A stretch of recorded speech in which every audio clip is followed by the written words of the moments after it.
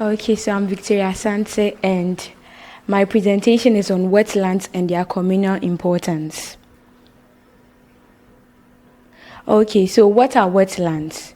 From Ramsey Convention, they said wetlands are marshes, they are groundwaters that are either natural or man-made. So these waters can be still or flowing, and they can be seasonal or permanent. That means the water can come at every season. When there's dry season, the water can get dry and come at wet season, or it can be permanent throughout. Okay, so wetlands, they have a lot of values for wetlands. Wetlands, they are recognized as in ecosystem service assessment as the most valuable component of our landscape, because they help not only in food but also in carbon sequestration, and also they store 20% of organic ecosystem carbons. They are also habitats for living organisms such as fishes and frogs.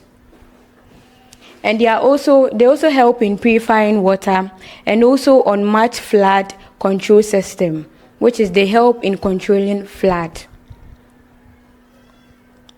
So with their communal importance, the first one is the livelihood and the economy, which is the protein supply. Wetlands provide protein supply such as fishes. So with this wetland, they can support other species such as the fish, which also provides protein for humans. They also help in agriculture and forage. They also help in raw material supply, water supply, tourism and recreation. Water supply as in wetlands, they are water, which other humans also use in drinking and also in doing other stuff. With the health aspect of wetlands, the importance of wetlands, we have the natural water purification. They also serve as a purification for water. They help us purify water. And for mental health and recreation, for the disease control vector. Disease control vector, as in the sense of, you see mosquito larvae, they normally grow in stagnant water. So with these other organisms, such as the fishes, they feed on mosquito larvae, which also control disease. That's malaria disease.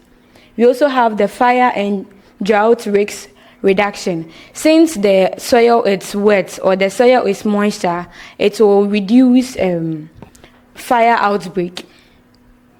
We have the climate resilience, which is in an era of climate change, wetlands are a natural shield. And the first one, we also said, the other slide, we also said they can store 20% of organic carbon. So that's what we are talking here. Peatland. Peatland is a type of wetland. It's under wetland. They cover only 3% of the land, but store twice as much carbons as the world forest. So even though they are small in the world, they help in storing twice as much carbons as the forests do. We also have, they function as the natural sponge, absorbing and retaining excess water. During flood, they help in absorbing water. It also prevents flooding.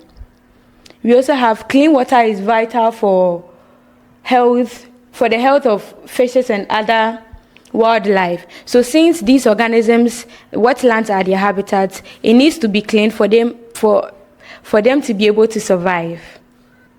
Okay, so wetlands, even though they help us in so many ways, they are under threat. Which is, the first one is, we have plastic pollution. Most of our waters, due to plastic pollution, they are preventing these organisms from surviving. We also have urban and agriculture expansion. Due to the building of houses and companies, our wetlands are being destroyed. A call to action. We call everybody to help us protect these wetlands. The first one is, we should invest in the restoration of wetlands. Invest in restoration, that means when someone is trying to help prevent the destruction of our wetlands, you should help in restoring them. And also, we should stop degradation. We should stop cutting down trees. The third one is also to strengthen governance. The governance protecting our wetlands, we should strengthen them so that it will be able to enforce other people. Yeah. We have CSEM and WISEA. We are also calling for help. That's the first one. Support individuals and our initiative, which protect wetlands in communities. You should help us in protecting the wetlands. The second one is support our development of learner-friendly curriculum. That's helping teaching and learning materials, and also club for education on wetlands across the country. We have support us in areas of tools and materials for students, parenting and guidance to restore and maintain wetlands in our communities across the country. We also have support our acquisition of field sites for real-world education on wetlands for our children, youth, and also for adults. Conclusion. What I'm saying today is that wetlands are irreplaceable. When they are destroyed, they can never be replaced. And their ability to filter water, support biodiversity, and also offer recreational opportunities highlight their importance or their contribution to our planet.